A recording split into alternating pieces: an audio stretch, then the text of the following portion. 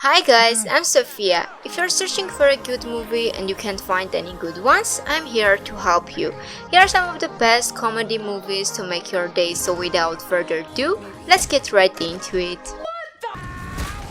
Number 1. The Hangover. 2 days before his wedding, Doug and 3 friends drive to Las Vegas for a wild and memorable stank party. In fact, when the 3 gross men wake up the next morning, they can't remember a thing, nor can they find Doug. Am I missing a tooth? Oh. Whose baby is that? Check its collar or something. With little time to spare, the 3 hazy pals try to retrace their steps. I think it was just you guys and one other guy. Was he okay? He was fine, just whacked out of his mind. Oh, we were messed up. And find Doug so they can get him back to Los Angeles in time to walk down the aisle. Yeah, that's not gonna happen. What is going on? He still got it. Number 2. 21 Jump Street. Holy shit! I haven't seen you since high school. Hey! Titty twister! Titty twister! When cops Meredith and Yanko join the secret Jump Street unit, they use their youthful appearances to go undercover as high school students. They trade in their guns and badges for backpacks and set out to shut down a dangerous drug ring. Let's go. Don't give nobody no drugs, no alcohol. Are you two throwing a party? There's rumors in the Twitter sphere. I promise you we'll be super professional. But as time goes on, Schmidt and Yanko discover that high school is nothing like it was just a few years earlier, and what's more, they must again comfort the teenage terror and anxiety they thought they had left behind. That was crazy! Oh, shit. When did I get stabbed? That's awesome! Yeah! Number 3. Where are the Millers? Small-time pot dealer David learns that hard way that no good deed goes unpunished. Trying to help some teens, he's jumped by thugs and loses his cash and stash. Search the border. You could wear a disguise. Bane from Batman, something like that.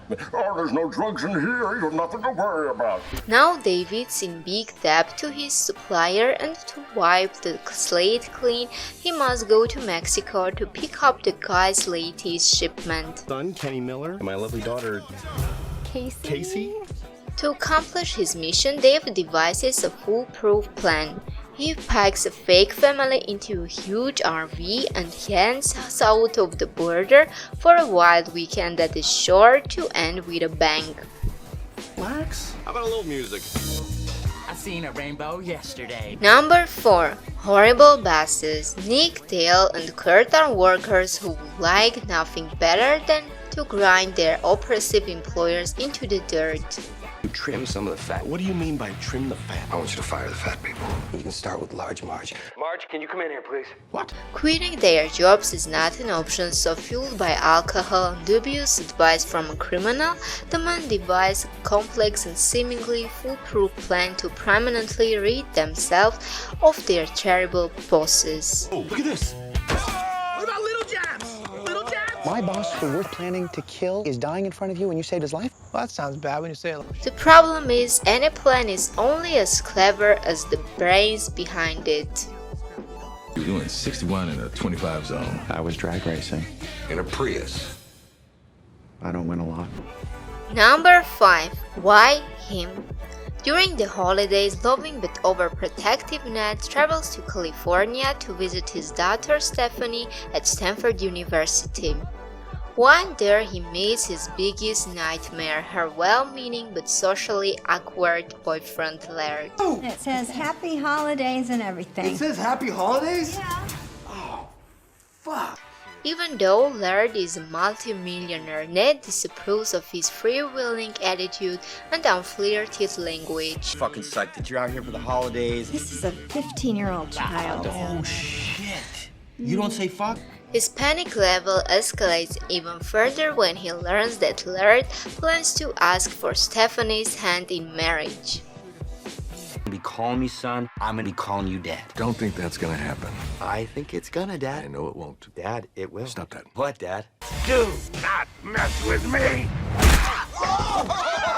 No! Number 6. Mike and Dave need wedding dates.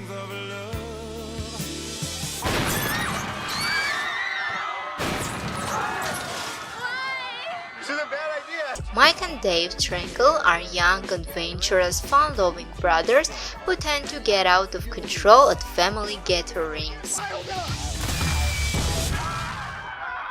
When their sister Janie reveals her Hawaiian wedding plans, the rest of the clan insists that they both bring respectable dates. Are you okay? I am now. I saved your life! She's okay? I saved your life!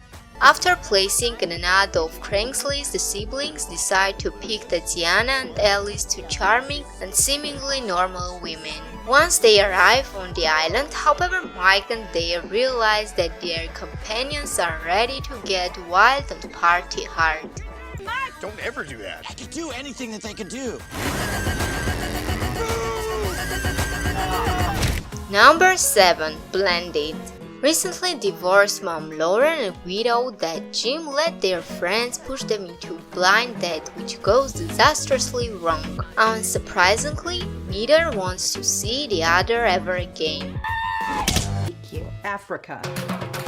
Mr. Theodopoulos, hi, it's Jim. I wonder. If you'd be willing to sell me the vacation, Wait until I tell the boys. wait till I tell the girls. We're going to Africa!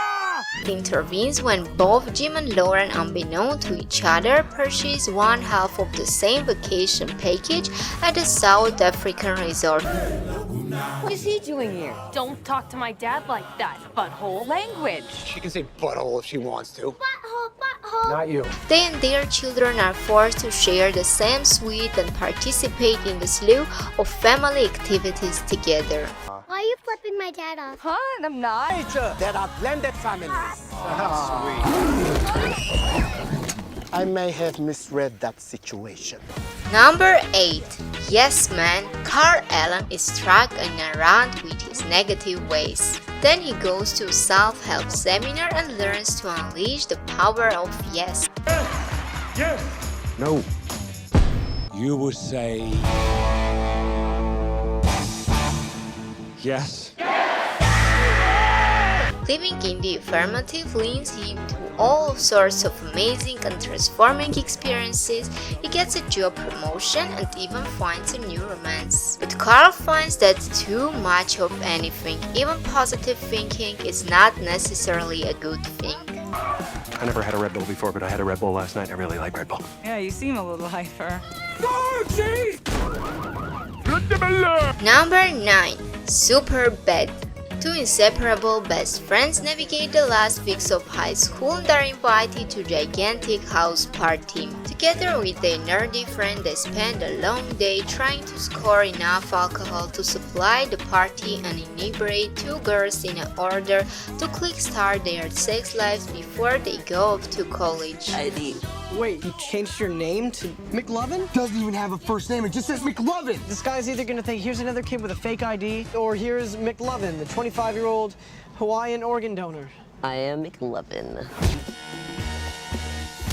Their quest is complicated after one of them falls in with two inept cops who are determined to show him a good time. I love you. I love you. Why don't we say that every day? Why can't we say it more often? I just want to go to the rooftops and scream, I love my best friend Evan. Number 10. Grown-ups. A single man who drinks too much, a father with 3 daughters who he rarely sees, a guy who is overweight and unemployed, a hand-packed house husband, a successful Hollywood agent married to a fashion designer. What do these 5 men have in common? They used to play for the same basketball team at school. Now their former coach has died and they are reunited at his funeral. Will the group rediscover old bonds?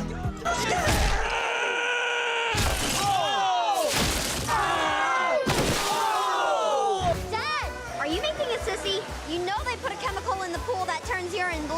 No, it's an old wives' tale, sweetie. Oh my God!